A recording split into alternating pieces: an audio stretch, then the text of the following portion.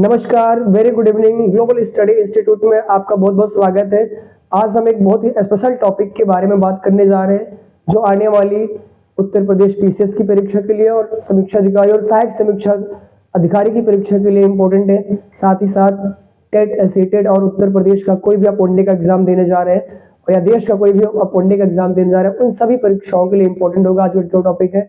आपको स्क्रीन पर दिख रहा होगा टॉपिक हम आज हिंदी के बारे में बात करेंगे। आपको सबको पता है कि हिंदी हमारी राजभाषा है, जो कि एक बोली है, जो क्या है कि भाषा है, सॉरी क्या है कि हिंदी हमारी एक भाषा है।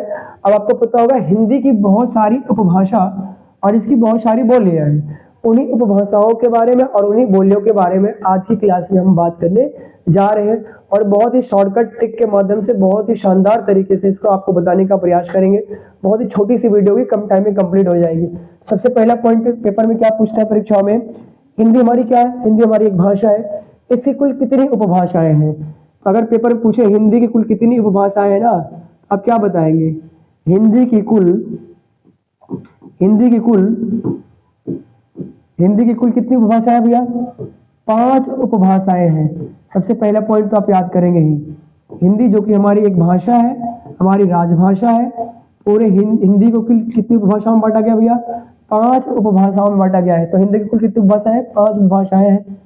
ये 5 उपभाषाएं कौन कौन सी है इसी के बारे में बात करेंगे और उस उपभाषाओं के अंतर्गत कौन कौन सी बोलियां आती है इसके बारे में इस टॉपिक में बात करेंगे। तो हिंदी की कुल कितनी उपभाषाएं हैं? 5 उपभाषाएं हैं। इन 5 उपभाषाओं के नाम की ट्रिक क्या है? बहुत ही शानदार ट्रिक बनाई गई है। ट्रिक के माध्यम से इसको बताने का मैं आपको प्रयास कर रहा हूँ। तो इन 5 उपभाषाओं के नाम की ट्रिक है, ट्रिक आप याद करेंगे। ट्रिक है पश्चिमी एवं पूर्वी, पश्चिमी एवं पूर्वी पहाड़ी पर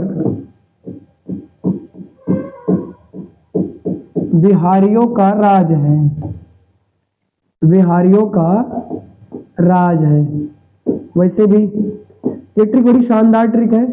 इस ट्रिक के माध्यम से मैंने इस ट्रिक में आपको ये बताया है कि हिंदी की कुल कितनी उपभाषाएं हैं। तो आपको पता होगा हिंदी की कुल 5 उपभाषाएं हैं। इनमें से आपको एक दिख रहा होगा पश्चिमी 1 हो गई, पूर्वी हिंदी हो गई 2 हो गई, तीसरी हो गई पहाड़ी हिंदी, चौथा हो गई बिहारी हिंदी और 5वीं हो गई राजस्थानी हिंदी। इसको मैं पूरा एक्सप्लेन कर दे रहा हूँ। तो हिंदी की कुल कितनी उपभाषाएं हैं? 5 उपभाषाएं हैं। उनमें से जो पहली उपभाषा है वो है पश्चिमी हिंदी। कौन सी भैया? पश्चिमी हिंदी। आप इसको याद करके रखेंगे।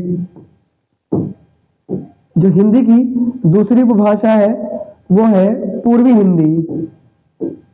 पूर्वी हिंदी, इसको भी आप याद करेंगे। तीसरी जो उपभाषा है हिंदी की, जो तीसरी उपभाषा है हिंदी की वो है भैया, यहाँ पर आपको दिख रहा है पहाड़ी। तो कौन सी हिंदी है ये है पहाड़ी हिंदी। ये उपभाषा है हिंदी की पहाड़ी हिंदी। जो चौथी उपभाषा है हिंदी की वो आपको यहाँ पे दिखा होगा बिहारी। तो बिहारी से क्या आप याद करेंगे? बिहारी हिंदी। बिहारी हिंदी। और क्या याद करेंगे? राज से राजस्थानी हिंदी। तो हिंदी हमारी क्या है? हिंदी हमारी राजभाषा है और इस हिंदी हमारी जो राजभाषा है इसकी कुल 5 उपभाषाएं हैं। वो 5 उपभाषाओं के नाम की ट्रिक है पश्चिमी एवं पूर्वी पहाड़ी पर बिहारियों का राज है। तो पश्चिमी हिंदी एक उपभाषा हो गई, दूसरी बिहारी हिंदी हो गई, पूर्वी हिंदी हो गई, राजस्थानी हिंदी हो गई और पहाड़ी हिंदी हो गई। अब आप सबको ये पता होगा कि हिंदी कुल कितनी उपभाषाएं हैं? 5 उपभाषाएं हैं। साथ में इन 5 उपभाषाओं के अंतर्गत कुल कितनी बोलियां आती है हिंदी की? 18 बोलियों को कैटेगराइज किया गया है। कितनी बोलियां हैं? 18 बोलियां हैं। ये पॉइंट आप याद करके रखेंगे। तो हिंदी की कुल 5 उपभाषाएं हैं और इन्हीं 5 उपभाषाओं के अंतर्गत कुल कितनी बोलियां आती है? तो 18 बोलियां आती हैं। इसको आप याद करेंगे। अब यहाँ से प्रश्न बनता है कि किस उपभाषा के अंतर्गत कौन कौन सी बोलियां आती हैं, उसी के बारे में बात करने जा रहे हैं। तो इतना आपको अगर क्लियर हो गया तो थोड़ा सा आगे बढ़ने का प्रयास करते हैं। ठीक है, तो कितनी उपभाषाएं हैं हिंदी की? 5 उपभाषाएं हैं। कितनी बोलियां आती है 5 उपभाषाओं के अंतर्गत? 18 बोलियां आती है। और किस उपभाषा के अंतर्गत कौन कौन सी बोली आती है उसी को बात करने जा रहे हैं। तो इसको थोड़ा सा साफ कर देते हैं इस टॉपिक को पूरा। ठीक है, तो इसको यहाँ से साफ कर देते हैं और इसको आप बड़े ध्यान से इसको नोट डाउन करेंगे। बहुत ही इंपॉर्टेंट टॉपिक है, छोटी सी क्लास है, जल्दी से खत्म हो जाएगी। ठीक है, तो देखते हैं इसको। इसको और कार्य से एक्सप्लेन करते हैं। तो पहली हिंदी आपको कौन सी मिली थी, पहली उपभाषा कौन सी मिली थी भैया, तो पहली उपभाषा मिली थी पश्चिमी हिंदी। आपने ट्रिक याद करी ना, पश्चिमी एवं पूर्वी पहाड़ियों पर बिहारियों का राज है। तो पहला आपको हिंदी कौन सी मिली थी, पश्चिमी हिंदी। अब इस पश्चिमी हिंदी के अंतर्गत कौन कौन सी बोलियां आती हैं, तो पश्चिमी हिंदी के अंतर्गत कुल 5 बोलियां आती हैं। 18 बोलियां बनानी है ना, बतानी है आपको। तो 5 बोलियां आती हैं पश्चिमी हिंदी के अंतर्गत, 5 बोलियां आती हैं। और इन 5 बोलियों के नाम की ट्रिक क्या है, 5 बोलियां आती है ना, तो 5 बोलियों के नाम की ट्रिक, 5 बोलियों की ट्रिक। तो पहली उपभाषा कौन सी है हिंदी की, पश्चिमी हिंदी। इसके अंतर्गत कुल कितनी बोलियां आती है, 5 बोलियां आती हैं। इन 5 बोलियों के नाम की ट्रिक क्या है, तो ट्रिक बड़ी शानदार बनी है। ट्रिक है बी के बी। तो बी से कौन सी भाषा आ जाएगी भैया, कौन सी बोली आ जाएगी, तो आप याद करेंगे बी से ब्रज भाषा। ब्रज एक भाषा है, ब्रज भाषा एक बोली है और किस उपभाषा में के अंतर्गत आती है, तो पश्चिमी हिंदी के अंतर्गत आती है। ठीक है। दूसरा जो बी आपको जो क्या दिख रहा होगा, इस के का मतलब होता है कन्नौजी। कन्नौजी भी एक बोली है हिंदी की, और हिंदी की किस उपभाषा की बोली है, तो पश्चिमी हिंदी की। तीसरा आपको दिख रहा होगा बी फिर से, तो तीसरे बी का मतलब होता है बुंदेली। क्या भैया, बुंदेली। तीसरे बी का मतलब बुंदेली। इसके बाद चौथी भाषा आपको दिख रही होगी बी के, फिर से की दिख रही होगा ना, तो इस के का मतलब होता है, इस के का मतलब होता है भैया खड़ी बोली। खड़ी बोली, इसको याद करेंगे।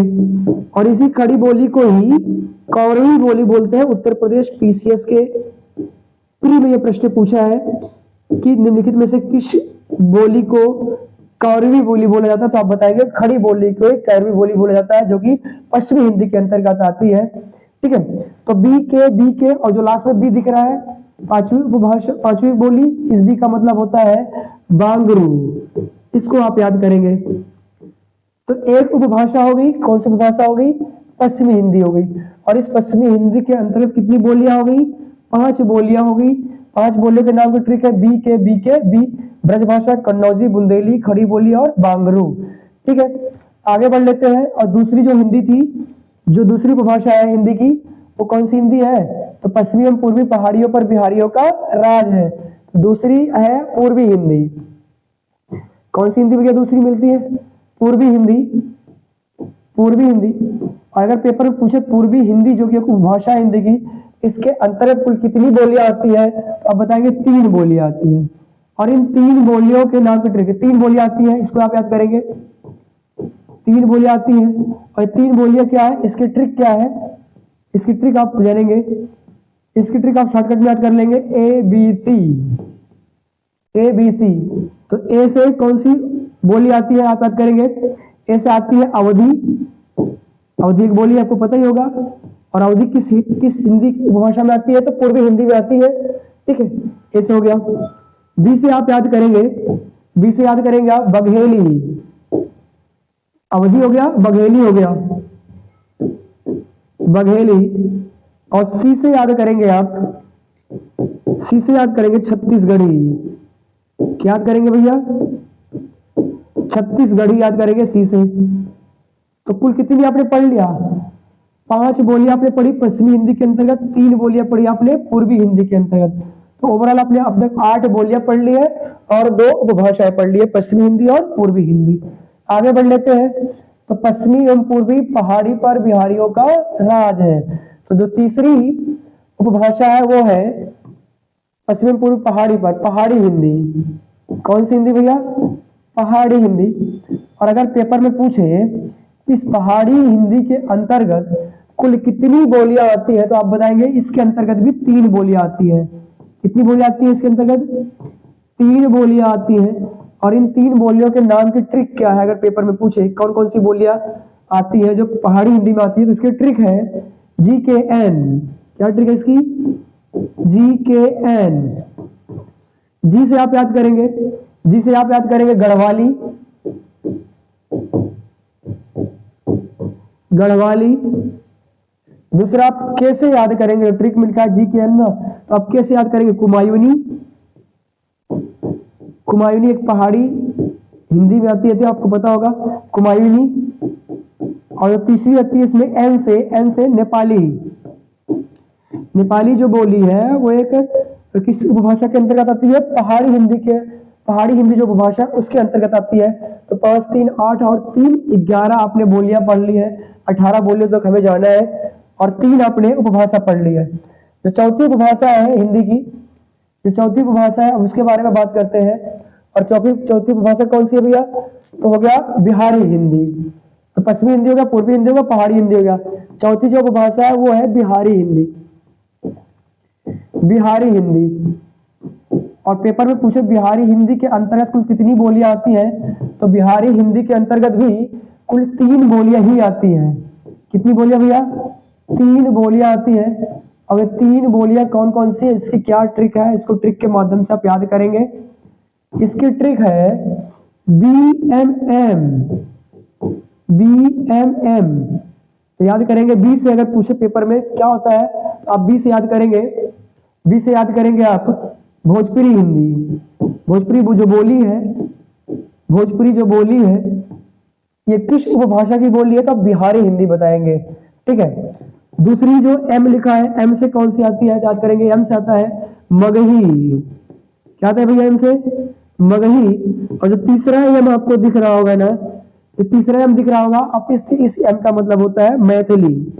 तो मैथिली एक बोली है, मगही एक बोली है, भोजपुरी एक बोली है, जो कि बिहारी हिंदी जो कि एक उपभाषा के अंतर्गत आती है। तो 5 3 8 3 11 और 3 14 आपने अब तक बोलियां पढ़ ली है और 4 उपभाषाएं पढ़ ली है। और जो इसकी 5वीं उपभाषा है अब उसके बारे में बात करते हैं। 5वीं जो उपभाषा है उसके बारे में बात करते हैं। 5वीं जो उपभाषा है उसके बारे में बात करते हैं। जो 5वीं उपभाषा है ना वो है राजस्थानी हिंदी। कौन सी हिंदी भैया? राजस्थानी हिंदी 5वीं उपभाषा। अब राजस्थानी हिंदी के अंतर्गत कौन कौन सी बोलियां आती हैं, अब इन बोलियों के बारे में बात करते हैं। तो राजस्थानी हिंदी के अंतर्गत कुल 4 बोलियां आती हैं। कितनी बोलियां आती हैं? 4 बोलियां आती हैं। और इन 4 बोलियों के नाम की शॉर्टकट ट्रिक क्या बनेगी? इसकी शॉर्टकट ट्रिक जो बनाई गई है वो क्या है ट्रिक है भैया इसकी शॉर्टकट ट्रिक है JMM, झारखंड मुक्ति मोर्चा। ने याद कर लेना, जो झारखंड में भी हेमंत सोरेन फिर से मुख्यमंत्री बने तो JMM पार्टी का नाम है इनका। आप उसी से याद कर लेंगे। जैसे याद करेंगे जयपुरी। कौन सी बोली भैया? जयपुरी बोली। ये आती है राजस्थानी हिंदी के अंतर्गत, जयपुरी आती है।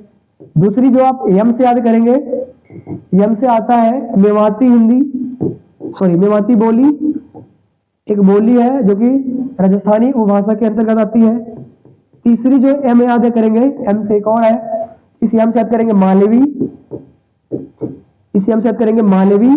और जो चौथी एम है, चौथी जो बोली है इसके अंतर्गत वो आती है मारवाड़ी। इसको भी याद करेंगे। तो कितनी हो गई? तो 18 बोलियां आ गई भैया। 18 बोलियां जो हिंदी की कितनी बोलियां हैं? हिंदी की 18 बोलियां हैं। और 18 बोलियां कितनी भाषाओं के अंतर्गत आती है? 5 उपभाषाओं के अंतर्गत आती है। कौन सी उपभाषा के अंतर्गत कौन कौन सी बोली आती है इसको बहुत ही शॉर्टकट में बताने का मैंने प्रयास किया है। तो ये टॉपिक इतना बड़ा था, छोटा था, और इसी के बारे में बात कर लेते हैं। कुछ और इंपॉर्टेंट फैक्ट के बारे में बात कर लेते हैं। चूंकि उत्तर प्रदेश PCS का पेपर बहुत नजदीक है, साथ में समीक्षा अधिकारी और सहायक समीक्षा अधिकारी, साथ में टेट सीटेट बहुत सारी परीक्षाएं उत्तर प्रदेश स्पेशल जो होती है उसके बारे में बात करते हैं। अब आपको पता होगा हिंदी की 5 उपभाषाएं हैं। कितनी उपभाषाएं हैं? उपभाषाएं होगी 5, कोई डाउट नहीं है तक। उपभाषा कितनी है हिंदी की? 5। और इन 5 भाषाओं के अंतर्गत बोलियां कितनी आती हैं? कुल 18 बोलियां। किस उपभाषा के अंतर्गत कौन कौन सी बोलियां आती है इसके बारे में बात कर लिया गया। अब यहाँ से परीक्षाओं में क्या बनता है, पेपर में क्या बनता है उत्तर प्रदेश की परीक्षाओं में, अब यहाँ से बनता है ये प्रश्न कि इन 18 बोलियों में से कुल कितनी बोलियां यूपी में बोली जाती है विशेष तौर पर। तो 18 बोलियों में से 7 बोलियां, कितनी बोलियां भैया? 7 बोलियां। 18 बोलियों में से 7 बोलियां यूपी में बोली जाती हैं, उत्तर प्रदेश में बोली जाती हैं। और ये 7 बोलियां हैं कौन कौन सी? 7 बोलियां हैं कौन? 7 बोलियां यूपी में बोली जाती है ना, बोली जाती है। और ये 7 बोलियां हैं कौन कौन, इसको एक बार मैं लिख देता हूं, ठीक है। पेपर में पूछता है तो 7 बोलियां कौन कौन सी, पहले इसको लिख देता हूं एक बार। सबसे पहली बोली है बुंदेली, ठीक है। तो दूसरी है कन्नौजी,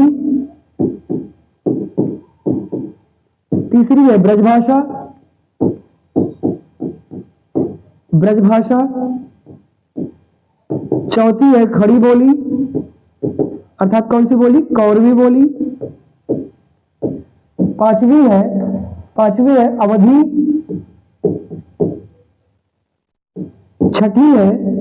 छठी है बघेली। और सातवीं है भैया भोजपुरी। भोजपुरी, इतना आप याद करके रखेंगे इतना। तो कुल 18 उपबोलियां है, सॉरी 5 उपभाषाएं हैं और 18 उपबोलियां हैं। इन 18 उपबोलियों में से 7 बोलियां उत्तर प्रदेश में विशेष तौर पर बोली जाती है। ये 7 बोलियां हैं बुंदेली, कन्नौजी, ब्रजभाषा, खड़ी बोली, अवधी, बघेली और भोजपुरी। और आपकी जानकारी के लिए बता दूं, ये 7 बोलियां 3 अपभ्रंश से विकसित हुई है। तो कौन कौन सी बोली किस अपभ्रंश से विकसित हुई है उसके बारे में बात कर लेते हैं। थोड़ा सा यहाँ पे इसको साफ कर देते हैं इस टॉपिक को। बस 1 मिनट की क्लास और बाकी है। ये बहुत छोटी सी क्लास है बट बड़ी इंपॉर्टेंट क्लास है उत्तर प्रदेश पुलिस की परीक्षा के लिए और भी अलग अलग जो उत्तर प्रदेश के पेपर होते हैं उन सब परीक्षाओं के लिए। तो सबसे पहला अपभ्रंश है जो उत्तर प्रदेश की बोलियों के अंतर्गत आता है, वो है सौर सैनी अपभ्रंश। सौर सैनी अपभ्रंश उत्तर प्रदेश में बोली जाने वाली 7 बोलियों में से कौन कौन सी बोली का विकास सौर सैनी अपभ्रंश हुआ है ना। तो सौर सैनी अपभ्रंश से विकसित बोलियों की ट्रिक, इसको भी ट्रिक के माध्यम से पढ़ लेते हैं। बोलियों की ट्रिक क्या है? कौन कौन सी बोलियां सौर सैनी अपभ्रंश से विकसित हुई है? इसकी ट्रिक है बीके। तो बी से आप याद करेंगे भैया, बी से आप याद करेंगे ब्रजभाषा। कौन सी भाषा भैया? ब्रजभाषा। आपको पता होगा ब्रजभाषा, ठीक है। ब्रजभाषा किस अपभ्रंश से विकसित बोली है? तो सौर सैनी अपभ्रंश है, उत्तर प्रदेश में बोली जाने वाली भाषा है। के बोली है, कैसे याद करेंगे? कन्नौजी। क्या करेंगे? कैसे? कन्नौजी। और फिर बी से याद करेंगे आप, बी से याद करेंगे आप बुंदेली।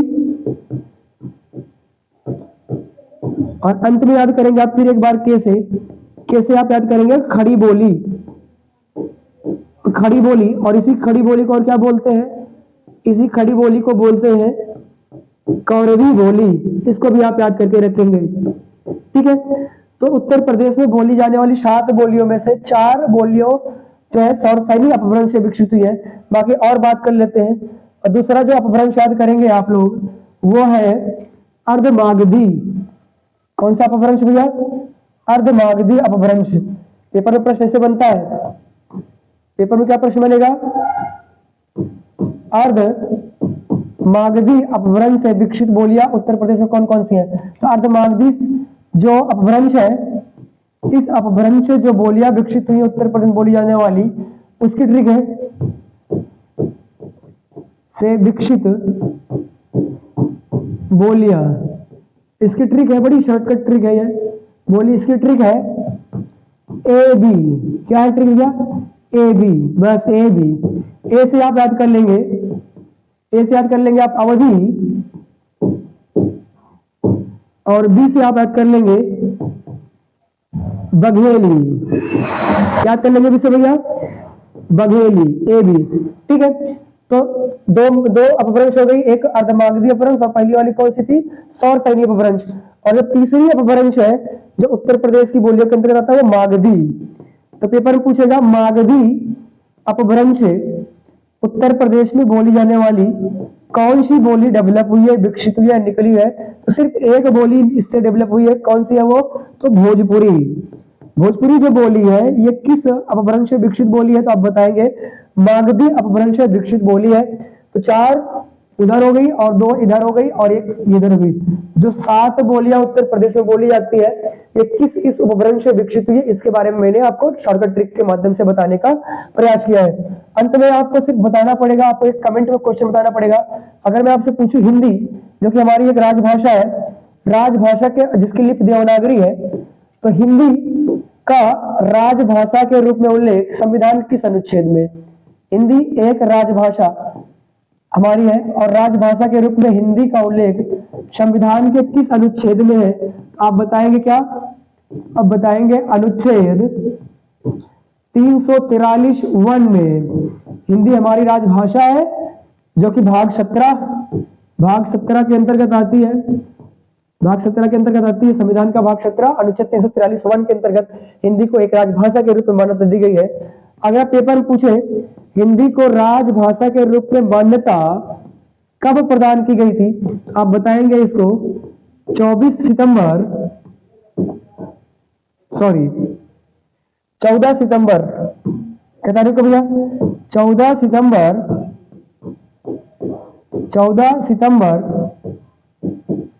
1949 को हिंदी को राजभाषा के रूप में संविधान सभा ने, किसने भैया? कॉन्स्टिट्यूशनल असेंबली ने, संविधान सभा ने हिंदी को राजभाषा के रूप में मान्यता कब दी थी? तो आप बताएंगे 14 सितंबर 1949 को। इसीलिए 14 सितंबर को प्रतिवर्ष हिंदी दिवस होता है। और एक लास्ट में आपको क्या बताना है, हिंदी के प्रचार प्रसार के लिए, सभी भाषाओं के प्रचार प्रसार के लिए जो राजभाषा आयोग गठित हुआ था, इस राजभाषा आयोग का उल्लेख किस अनुच्छेद में संविधान में? तो राजभाषा आयोग का उल्लेख संविधान के अनुच्छेद 344 अनुच्छेद में है। अनुच्छेद 344 में है हिंदी जो हमारी एक राजभाषा है, उसका उल्लेख अनुच्छेद 344 में है। इसको भी याद करके रखेंगे। राजभाषा आयोग का उल्लेख पेपर में अगर पेपर में पूछे कि राजभाषा आयोग का उल्लेख किस अनुच्छेद में है, तो आप बताएंगे अनुच्छेद 344 में है। तो ये बहुत छोटी सी क्लास थी, इसके साथ इस क्लास को यहीं पे समाप्त कर देते हैं। Thank you so much everyone. Share करते रहिए, सब्सक्राइब करते रहिए ग्लोबल स्टडी इंस्टीट्यूट को, और अपना सपोर्ट बनाए रखिए। Thank you so much.